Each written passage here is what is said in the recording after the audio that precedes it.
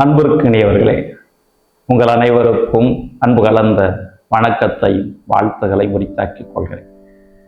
அமெரிக்காவிலே ஹார்மனி என்ற ஒரு நகர் இருக்கிறது. இந்த நகருக்கான பெயர் எப்படி வந்தது என்பது தொடர்பான ஒரு வரலாற்று செய்தி உண்டு.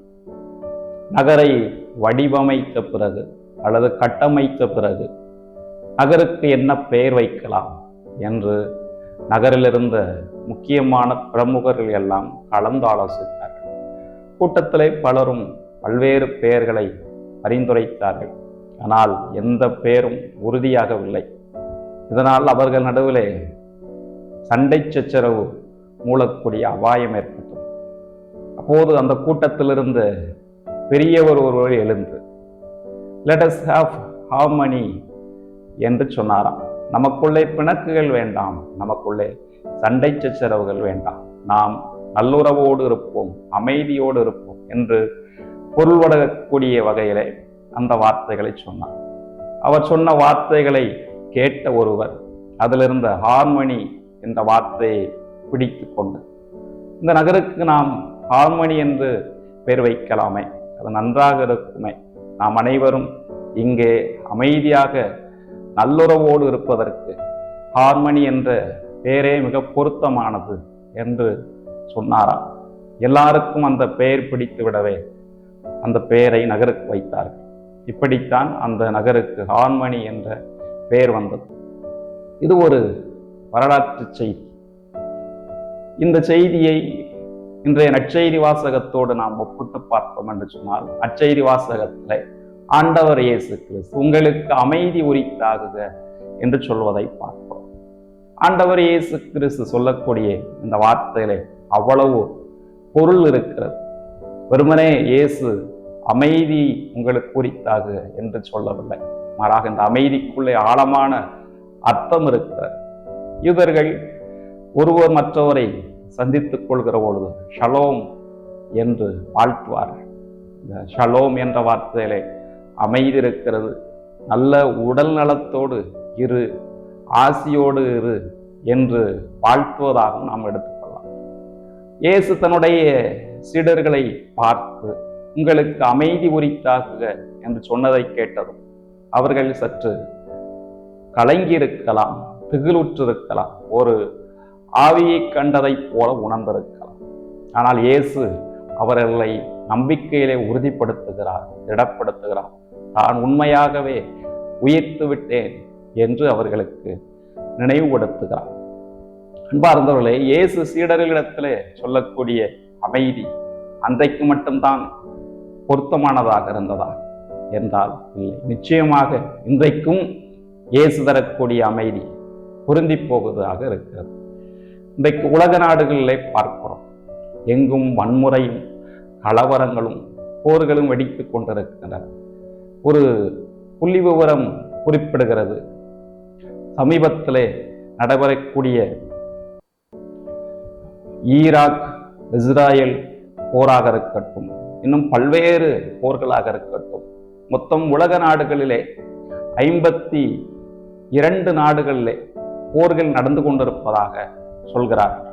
அப்படி என்றால் பெரும்பாலான நாடுகளிலே உள்நாட்டு கலவரங்களாக இருக்கட்டும், வன்முறையாக இருக்கட்டும், போர்வையாக இருக்கட்டும், இதெல்லாம் நடந்தவாறே இருக்கின்றன. இப்படிப்பட்ட சூழ்நிலையிலே ஆண்டவர் இயேசு சொல்லக்கூடிய வார்த்தை எந்த அளவுக்கு நமக்கு பொருந்தி போகுது என்று நாம் புரிந்து கொள்ள வேண்டும். உங்களுக்கு அமைதி உரித்தாகுக என்றால் அது இன்றைக்கும் நமக்கு தேவைப்படுவதாக இருக்கிறது. ஆண்டவர் இயேசு கிறிஸ்து தரக்கூடிய அந்த அமைதி இன்றைக்கும் நமக்கு தேவைப்படுகிறது என்பதுதான் நாம் புரிந்து கொள்ள வேண்டும். அன்பார்ந்தவர்களே, சில ஆண்டுகளுக்கு முன்பாக ஒரு கணக்கெடுப்பை நடத்தினார்கள். அந்த கணக்கெடுப்பு எது தொடர்பானது என்று சொன்னால், மக்கள் அதிகமாக விரும்புவது என்ன, அதை பற்றிய ஒரு புள்ளி விவரம். அந்த புள்ளி விவரத்திலே கணக்கெடுத்தவர்கள் என்ன நினைத்தார்கள் என்று சொன்னால், மக்கள் பொன் வேண்டும், பொருள் வேண்டும் என்றுதான் நினைப்பார்கள் என்ற எண்ணத்தோடு தான் அவர்கள் இந்த புள்ளி விவரத்தை எடுத்தார்கள். ஆனால் அந்த கணக்கெடுப்பு முடிந்த பிறகு அவர்களுக்கு ஆச்சரியமான ஒரு உண்மை தெரிய வந்தது. என்ன என்று சொன்னால், மக்கள் பெரிதும் விரும்புவது ஆடம்பரமான வாழ்க்கையோ அல்லது பொன்னோ பொருளோ அல்ல, அமைதிதான் என்று அந்த புள்ளிவிவரத்தினுடைய இறுதியிலே அவர்கள் கண்டுகொண்டார்கள் என்று சொன்னார். அன்றைக்கு மக்களுக்கு நிறைய மிகுதியாக தேவைப்படுவது அமைதிதான். அதை ஆண்டவர் இயேசு கிறிஸ்து அன்றைக்கு சீடர்களுக்கு தந்தார், இன்றைக்கு நமக்கும் தருகிறார் என்றால் இந்த அமைதியை நாம் பெற்றுக்கொண்ட பிறகு நாம் வாழக்கூடிய இடங்களிலே, நாம் வாழக்கூடிய சமூகங்களிலே இந்த அமைதியை விதைக்கக்கூடியவர்களாக இருக்க வேண்டும். அசிசு நகர் புனித பிரான்சிஸ் சொல்வது போல, அமைதியின் தூதுவனாய் என்னையே மாற்றும் என்று கடவுளத்திலே நாம் கேட்டுக்கொண்டு நாம் வாழக்கூடிய சமூகத்திலே அமைதியை விதைக்கக்கூடியவர்களாக மாற வேண்டும். அன்பார்ந்தவர்களே, ஆண்டவர் இயேசு கிறிஸ்து தந்த அமைதி சாதாரண ஒன்று அல்ல, அது ஆற்றலை உள்ளடக்கியது, வல்லமை உள்ளடக்கியது. இந்த அமைதியை பெற்றுக்கொண்ட சீடர்கள் என்ன சென்றார்கள் என்றால், அவர்கள் இயேசுவுக்கு சான்று பகர்ந்தார்கள். நற்செய்தியினுடைய இறுதியிலே இயேசு, நீங்கள் எனக்கு சாட்சிகளாக இருப்பீர்கள் என்று சொல்வதை படிக்கிறோம்.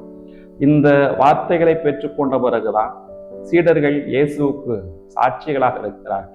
இன்றைய முதல் வாசகத்தோடு இதனை தொடர்புபடுத்தி பார்க்கலாம்.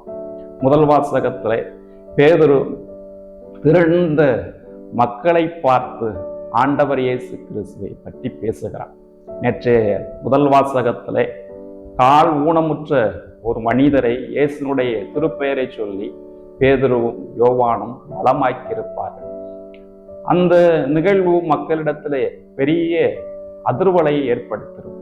அப்பொழுது மக்கள் எல்லாம் வருகிற பொழுது அவர்களிடத்திலே பேதுரு பேசுவார், இது நடந்தது ஆண்டவர் இயேசு கிறிஸ்து மீது கொண்ட நம்பிக்கையினால், அவருடைய திருப்பெயரால் என்று இயேசுவுக்கு பேதுரு சான்று பகர்வதை படிக்கிறோம்.